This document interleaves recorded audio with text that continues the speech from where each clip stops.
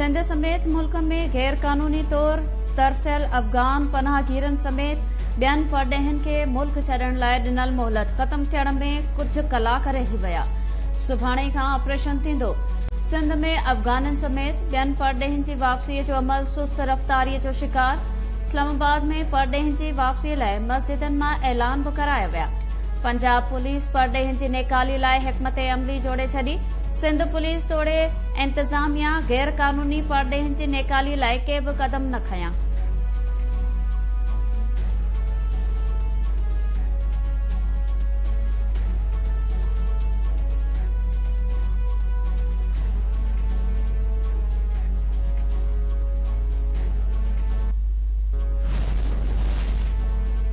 सिंध हुकूमत गैर कानूनी तौर तरसियल परॾेहनि खे नेकाली ॾियण लाइ सुभाणे खां ऑपरेशन शुरू करण जो हुकुम ॾेई छॾियो। निगरान वॾे वज़ीर मक़बूल बाक़र जी सदारत हेठि सिंध काबीना जे इजलास दौरान परॾेहनि खे वापसि मोकिलण लाइ पुलिस खे सरगर्म करण जी बि हिदायत। गॾु सेक्रेटरी चयो त परॾेहनि खे कराची, हैदराबाद, सखर, शहीद बेनज़ीराबाद, मीरपुर ख़ास, लाड़काणो ऐं जेकमाबाद जे कैंप्स में तरसाइण बाद पंहिंजनि मुल्क ॾांहुं माणियो वेंदो। काबीना परॾेहनि खे वापसि मोकिलण लाइ 4 अरब रुपया बि रखी छॾिया। माड़ी जलबाणी वाक़े में मारिजी वञण जे वारसनि लाइ 80 लख ऐं ज़ख़्मियुनि लाइ 20 लख रुपया मुआवज़े जी बि मंज़ूरी। कणिक जो इमदादी अघु 4000 रुपया मुक़ररु।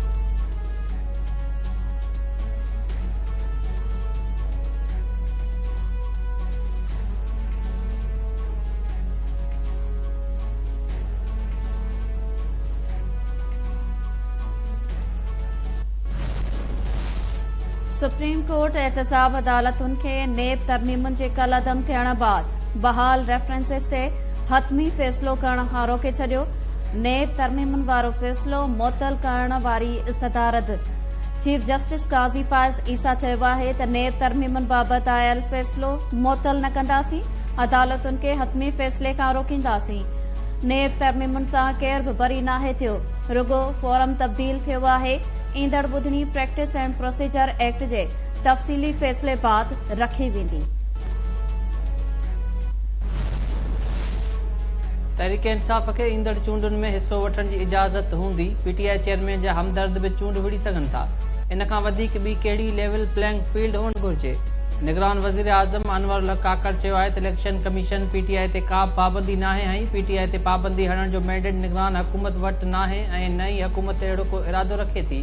चूंडुनि जी तारीख़ ॾियण इलेक्शन कमीशन जो कमु आहे। वोट ॾियण लाइ जेतिरो अवाम बेचैन आहे ओतिरो मां बि आहियां।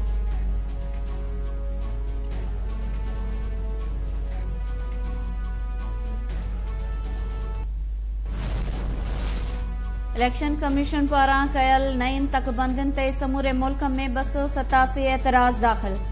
सिंध में जैकबाद, कश्मीर, शिकारपुर, सांगड़ ऐं मलीर समेत मुख़्तलिफ़ ज़िलनि में नईन तकबंदियुनि ते मुख़्तलिफ़ सियासी पार्टियुनि ऐं शहरियुनि पारां एतराज़ दाख़िल।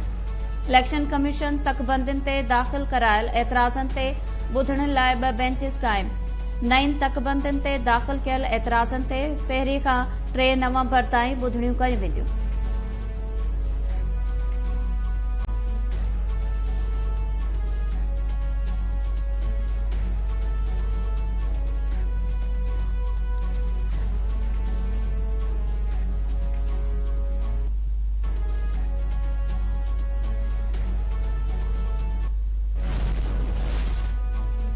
अॻूणो वज़ीर आज़म नवाज़ शरीफ़ चइनि सूबनि जो दौरो कंदो। नून लीग जे इजलास में फ़ैसिलो।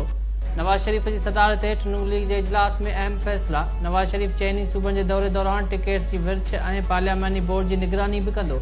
ज़रियनि मूजिबि नवाज़ शरीफ़ 10 नवंबर खां दौरनि जी बाज़ाब्ता शुरूआत कंदो।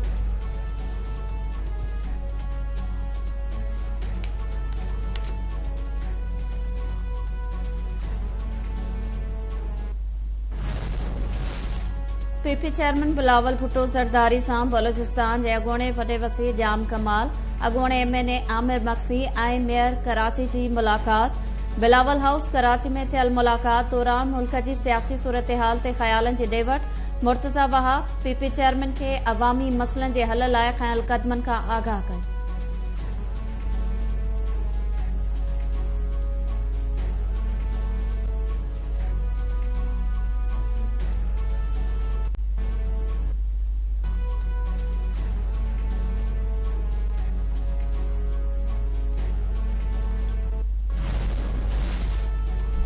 NICVD कराची में 9 सालन खां पोइ डॉक्टर नदीम कमर सिस्टम जी पुॼाणी। सिंध काबीना प्रोफेसर ताहिर सगीर खे NICVD जो नओं एग्जीक्यूटिव डायरेक्टर मुक़ररु करण जी मंज़ूरी ॾेई छॾी। अॻूणे सिंध हुकूमत सियासी मसलत सबब नदीम कमर खे रिटायर्ड थियण बावजूद कम जारी रखण जी हिदायत कंदी रही।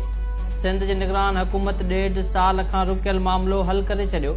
सिलेक्शन कमेटी जी सिफारिश खां पोइ सिहत खाते प्रोफेसर ताहिर सगीर जी मुक़ररी जी मंज़ूरी वॾी वज़ीर खे उमाणी हुई।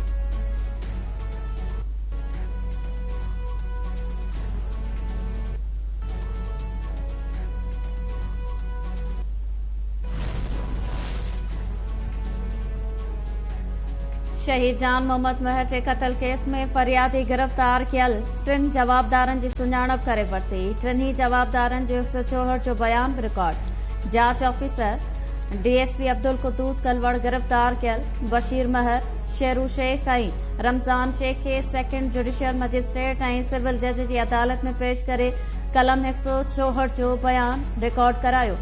ॿुधणी दौरान शहीद जान मोहम्मद महर जे वॾे भाउ ऐं केस जे फरियादी करमुल्ला महर गिरफ़्तार थियल 3 जवाबदारनि जी सुञाणप कई।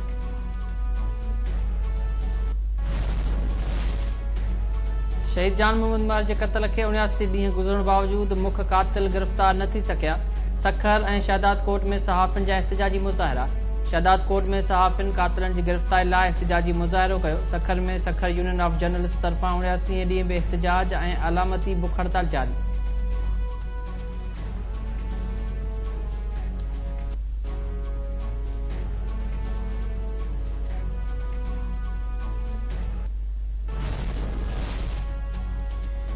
चयो आहे जो ठेड़ी मां निकितल सिंध अमन मार्च मुख़्तलिफ़ शहरनि खां थींदो ख़ैबर पहुची वियो।